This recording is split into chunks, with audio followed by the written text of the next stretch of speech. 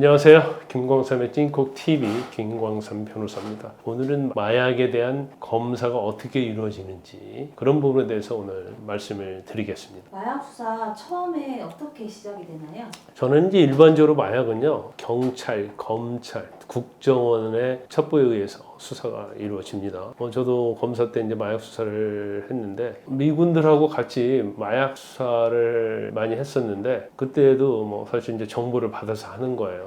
그런데 최근에는 물론 이제 정보, 첩보도 굉장히 중요하지만 세계적으로 마약 유통이 많이 되고 있잖아요. 특히 이제 우편을 통해서 마약을 판매하는 해외 사이트가 있고요. 그 사이트를 통해서 특히 텔레그램 보안성이 굉장히 좋잖아요. 그래서 텔레그램을 통해서 서로 마약 거래에 대한 의사를 주고받고 또 암호화폐로 이 결제를 하는 그런 것이 굉장히 많이 발달되어 있어요. 우리가 사실 마약 청정국이라고 했었는데 이건 마약 청정국이 아니라 마약 천국이 되어가고 있지 않는가 그런 생각이 들고 그 정도로 마약이 우리 주위에 굉장히 많이 퍼져 있다 이렇게 볼 수 있어요. 간이 검사 이거 어떻게 하는 건가요? 소변 검사를 간이 검사라고 하죠. 아큐사인이라는 시약이 있습니다. 시약을 가지고 검사를 하는 거예요. 거기에서 이제 반응이 어떻게 나오냐에 따라서 양성, 음성을 결정을 하죠. 정밀 검사는 간이 검사에서 음성이 나온 경우에도 진행을 하나요? 마약 간이 검사를 했다는 것은 마약 혐의가 있는 거예요. 그래서 어느 정도 첩보랄지 증거를 가지고 있기 때문에 간이 검사를 하는 것이고, 그래서 간이 검사에 음성이 나왔다 하더라도 당연히 혐의가 있다고 생각이 들면 수사기관에서는 당연히 정밀 검사가 들어가는 거죠.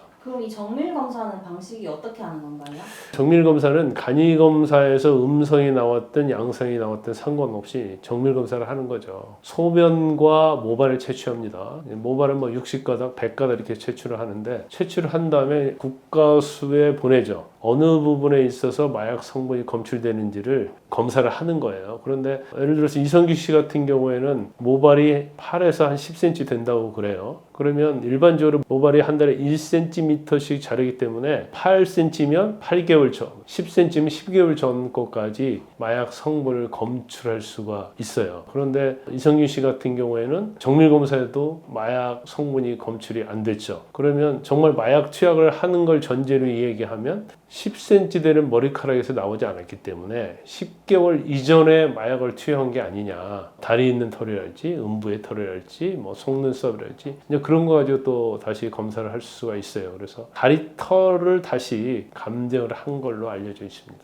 그럼 정밀 검사를 하면 얼마 전까지 마약 투약한 거 다 잡아낼 수 있나요? 일반적으로 소변 검사 같은 간이 검사는요 5에서 10일 전까지 잡아낼 수 있고요. 그리고 모발은 거의 1년 전 것까지 성분을 추출해낼 수가 있습니다. 이 마약 혐의를 피하려고 온몸의 털을 다 제모하거나 염색, 탈색을 하면 이거 안 나올 수 있을까요? 전에 마약 혐의자들이 그런 일을 굉장히 많이 했어요. 머리를 완전 빡빡 깎고요. 겨드랑이 털도 다 뽑든지 제거하고 음모까지 전부 다 제거했었어요. 아주 오래전에 마약을 한 경우가 아니라고 한다면 손톱이랄지요, 속눈썹이랄지, 발톱이랄지, 겨드랑이 털이랄지 이런 데 마약 성분이 남아있어요. 몽근에도 남아있죠. 이제 그렇기 때문에 최근에 마약을 한 경우에는 이걸 피할 수가 없고 염색도 마찬가지죠. 제모나 염색 똑같이 최근에 한 마약에 대해서는 아무리 그런 행위를 해도 피하기는 어렵습니다. 이선균 씨 같은 경우에는 간이 검사에서도 정밀 검사에서도 음성이 나왔는데 그럼 마약을 안 한 걸로 간주돼서 처벌을 안 받는 거랑 동일한 건가요?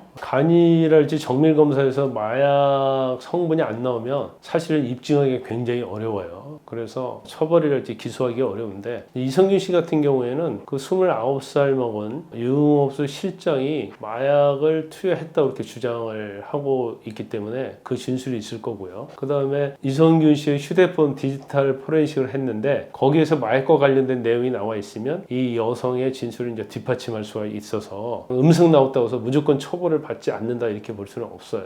더군다나 또 다리 털을 감정을 해놓은 상태이기 때문에 만에 하나 다리 털에서 성분이 나오면 무조건 처벌을 받을 수가 있는데 단 이성균 씨는 마약을 자기가 고의적으로 한 게 아니고 그 여성 실장이 자기를 속여서 먹였다고 이런 취지로 주장을 하고 있기 때문에 마약에 관한 죄는 고의범이거든요. 자기 의사와 상관없이 마약이 투여됐다고 한다면 그건 처벌할 수가 없어요. 마약 혐의에 있어서 어떤 고의성이 있었느냐 어쩔 수 없이 제3자에 의해서 모르게 마약 투여가 됐느냐 이런 부분이 법적으로 다투어질 수 있습니다.